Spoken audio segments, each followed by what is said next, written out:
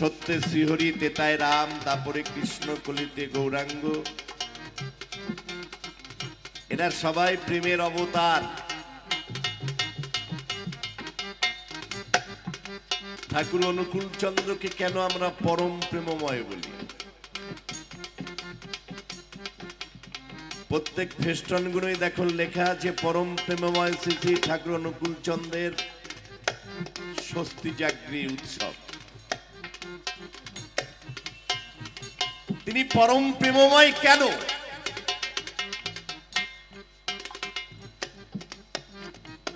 ঠাকুর তার তত্ত্বকোণার মধ্যে বললেন, এর আগে যে আমি এসেছিলাম আমি 12 চক্রের বীজ দিয়েছিলাম, এবার আমি চরমে চরম প্রকাশ তাই আমি কল্কি অবতার। ভাগবতে যে 10 অবতারের কথা আছে তার মধ্যে শেষ অবতার হচ্ছে কল্কি অবতার। মৎস্যরূপে তুমি জলে প্রলয় বিরহ, কূর্মরূপে তুমি সব জীবের আধার, হয়গ্রীব রূপে করলে বেদের ওই উদ্ধার, আদিমধু দুই কৈটব্য সংহার, বলির ছলা পূর্ব বামন রূপা হই, পরশুরাম অবতারে নিক্ষত্রিয়ময়, রামচন্দ্র রূপে করলে রাবণকে সংহার, হলধর রূপেতে করলে অনন্ত বিহার, নারদ রূপে বিনা ধরে করলে মধুর গান, আরে ব্যাস রূপে করেছে সব শাস্ত্রের ব্যাখ্যান, বৌদ্ধ রূপে স্বধর্ম করেছে প্রলাপ, বৌদ্ধ রূপে স্বধর্ম করেছে প্রকাশ, আর ম্লেচ্ছগণে কল্কি রূপে ঠাকুর করিবেন বিনাশ। বিনাশ মানে কিন্তু ধ্বংস নয়, মানুষের ভিতরে যে ম্লেচ্ছ আচরণ ঠাকুর সেইগুলো ধ্বংস করতে এসেছেন। তাই তার বাণীর মধ্যে ঠাকুর বললেন, বাঁচা বাড়ার উল্টো চলে ম্লেচ্ছ জানিস তাদের বলে। যারা ধর্মনীতির বিরুদ্ধে চলে, বাঁচা বাড়ার উল্টো চলে, ঠাকুর সেই সব ম্লেচ্ছগুলো ধ্বংস করতে এসেছেন। তাহলে এর আগে আমরা 12 চক্রের বীজ পেয়েছি, এবার ঠাকুর আনলেন 18 চক্রের বীজ।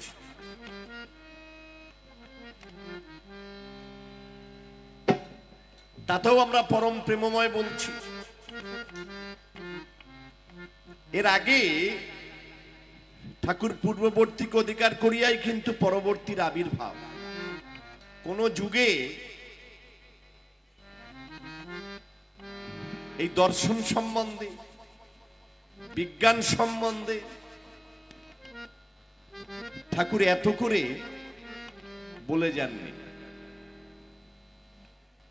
একজন দর্শন গিয়ে তার কাছে প্রশ্ন করছে দার্শনিক, একজন বিজ্ঞানিক গিয়ে প্রশ্ন করছে বৈজ্ঞানিক, একজন ডাক্তার তার কাছে গেছে। সমস্ত মানুষের সমস্ত পিপাসা তিনি মিটাচ্ছেন। তাই তিনি পুরুষোত্তম। সব সত্তার আপূরণী পুরুষোত্তম তাকে বলে। ব্যর্থ হলে তোমার জীবন সার্থকতায় ধরেন তুলে। একজন মা গিয়ে বলছে, ঠাকুর আমার স্বামীর সাথে বনাবনি হয় না, প্রত্যেকদিন রাত্রে নেশাগ্রস্ত হয়ে আমার উপর অত্যাচার করে, কঠিন সমস্যা। ঠাকুর কেমন করে সহজ করে সমাধান দিলেন। বলেন, ও মা তুই ধনুক দেখেছিস? আগে ঠাকুর আমি গ্রামের মানুষ, ধনুক দেখেছি, অনেক আদিবাসীরা ধনুক নিয়ে শিকার করে। ধনুকে কি দিয়ে ধনুক ছোড়ে? আগে ঠাকুর তীর দিয়ে। বলছে তীরটা কাছে যায় না দূরে যায়? আগে দূরে যায়। বলছে কিভাবে দূরে যায়? বলো ওই শিলাতে যত জোরে টেনে ছেড়ে দেয় তীর তত দূরে যায়, যদি আস্তে করে টেনে ছেড়ে দেয় তীর কাছে পড়বে।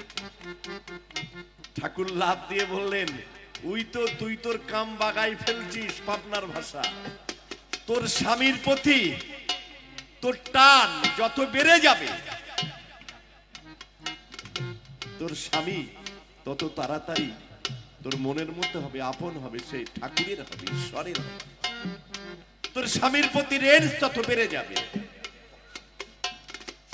স্বামীর প্রতি টান যেমনই, সন্তানও জীবন পাই তেমন। স্ত্রীতে স্বামীর নাইকো নিষ্ঠা, স্বামীতে স্ত্রীর নাইকো টান, এমনতর চলন হলেই শ্রদ্ধা সন্তান। এত ঝুলি ঝেড়ে যুগে তিনি দিলেন, রান্নাঘর থেকে পার্লামেন্ট পর্যন্ত। এইভাবে আমরা কোনো যুগে পাইনি। ঠাকুর বললেন, বিদ্যা বুদ্ধি যতই থাকুক, হও যদি তুমি ইষ্টহারা, রাবণ দুর্যোধনের মতো সব অংশে যাবে মারা। সেই জন্যে তোমার কাছে জানাই নিবেদন,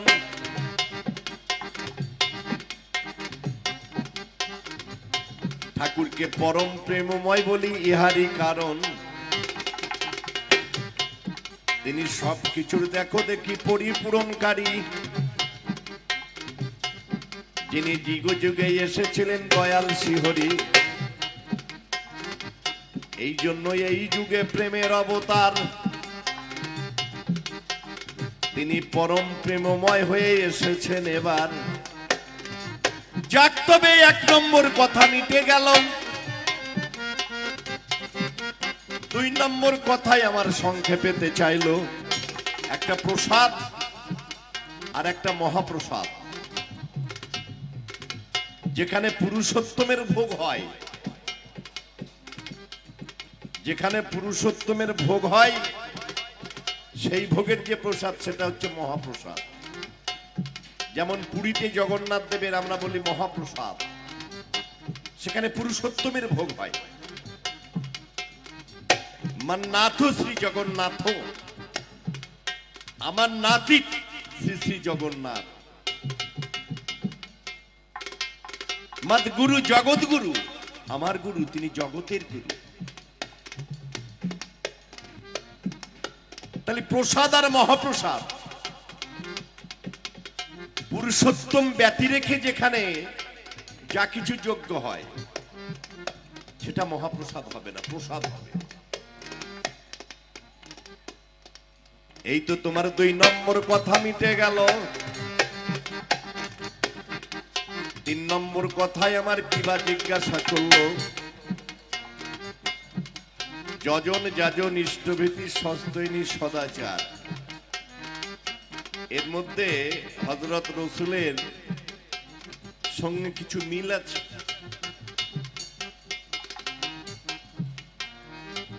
আগেই বলেছি, পূর্ববর্তী অধিকার করিয়া পরবর্তীর আবির্ভাব। ঠাকুর যে পঞ্চনীতি দিলেন, যজন যাজন ইষ্টভীতি সস্তৈনী সদাচার, হযরত রাসূল এসে কি বললেন? হজ, যাকাত, রোজা, নামাজ, কলমা। হযরতে এসে আমার পাঁচটা নীতি দেয়। এর ভিতরে দেখুন দেখি কত মিল রয়।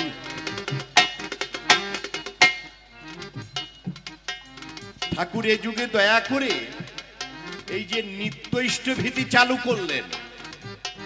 ইষ্টভীতি ছিল যুগ যুগ ধরে, কিন্তু অতুপত্যুষে উঠে এই যে নিত্য ইষ্টভীতি ঠাকুর চালু করলেন কবে? 1937 সাল ঠাকুর ইষ্টভীতি চালু করেছিলেন পাবনায়। পাবনার লীলা 58 বছর, আর দেওঘরের লীলা 23 বছর। এই 58 আর 23 81। একা এসেছি, আমার একা যেতে হবে। তিনি একা 80 বছর জীবদ্দশায় ছিলেন। তবে তারপরে বললেন, ইষ্টগুরু পুরুষোত্তম প্রতীক গুরু বংশধর। রে তো শরীরে সুপ্ত থেকে জ্যান্ত তিনি নিরন্তর। এবার এক অভিনব লীলা তিনি করছেন আচার্য পরম্পরায়, তাতেও আমরা বলতে পারি পরম প্রেমময়। আজকে যে আমরা আচার্য রূপে যাকে পেয়েছি, কয়েক বছর আগে যখন দীক্ষা উৎসবে বেরিয়ে যাচ্ছে, শ্রী দাদা বর্তমান আচার্য দেবের পিতৃদেব সবাইকে ডেকে ডেকে বলছেন, ওই দেখুন, যেন মনে হচ্ছে ঠাকুর চলে যাচ্ছে। শ্রী দাদা যখন 4-5 বছর বয়স, পাবনায় ছোট ছোট বাচ্চাদের সাথে খেলা করে বেড়াচ্ছেন, শ্রী ঠাকুর বঙ্কিমদাকে দেখে বলছেন, বঙ্কিমদা দেখেন দেখেন, ওই বয়সে আমার চলা বলা আচার আচরণ যেমন ছিল, আমার দাদু ভাইয়েরও ঠিক তেমন। পূজ্যবাদ দাদাকে লক্ষ্য করে তিনি বলছেন।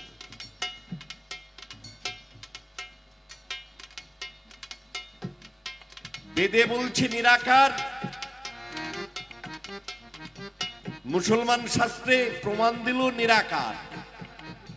তা নিরাকার যদি হবে, মুসা, ঈসা, দাউদ নবী, এই যে 4 জন পয়গম্বর এসেছে,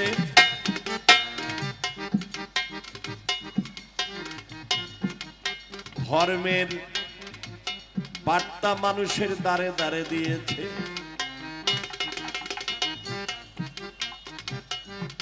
তাহলে এই 4টি অবতারের দরকার কি ছিল? নিরাকার সাধনা করে যে যুগে যেমন দরকার,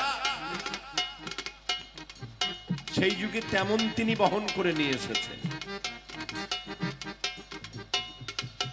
আজকে ঠাকুর বলছেন, বনের সন্ন্যাসী হতে হবে না, তুমি মনের সন্ন্যাসী হও।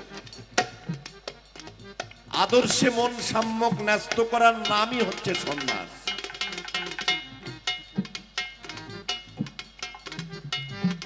সতে মন সংলগ্ন করিয়া তৎগতি সম্পন্ন যারা, ঠাকুর বললেন সৎসঙ্গী তারা, যারা বাঁচতে জানে, বাঁচাতে জানে, যারা বাড়তে জানে, বাড়াতে জানে, প্রকৃত সৎসঙ্গী তারা। তাই তিনি বাণীর মধ্যে বললেন, পড়শিরা তোর নিপাত যাবে, তুই বেঁচে সুখ খাবি বুঝি, যা ছুটে জাগে তাদের বাঁচা, তারাই তোর বাঁচার পুঁজি। অন্যে বাঁচায়, নিজে থাকে, ধর্ম বলে জানিস তাকে। যা করলে বাঁচা বাড়া সমন্বয়ে বেড়ে যায়,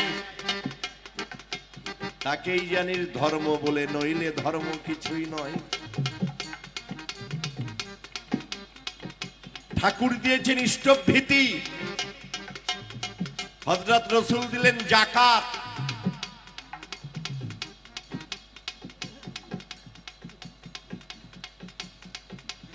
(630 খ্রিস্টাব্দে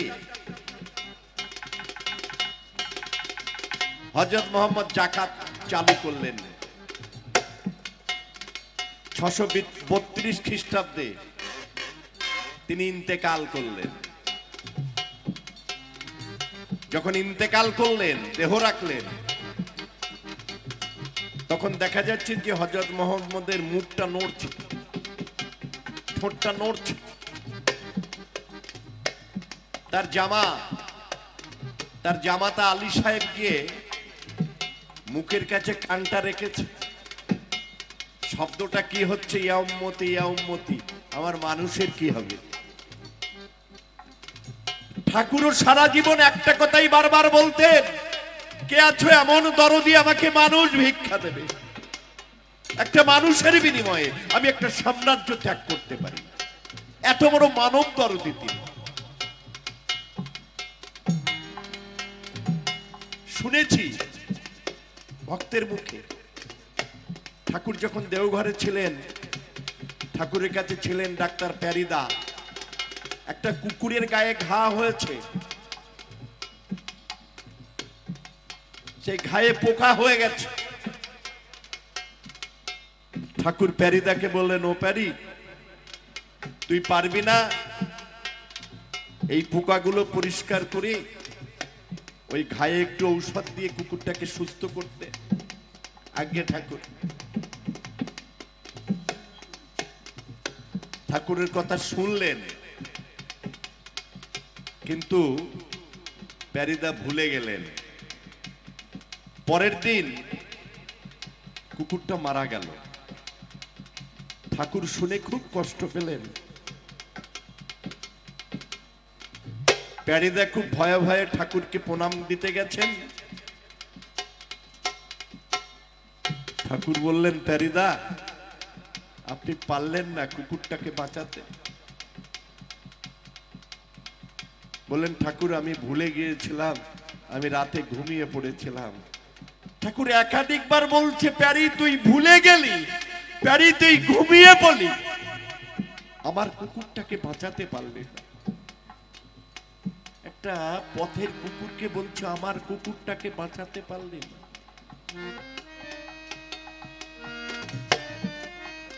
তাই তিনি পরম প্রেমময়।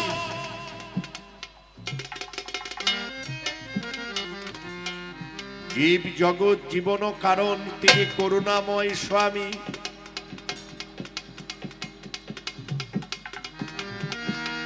এর পরের টুকু আর বলবো না কো আমি।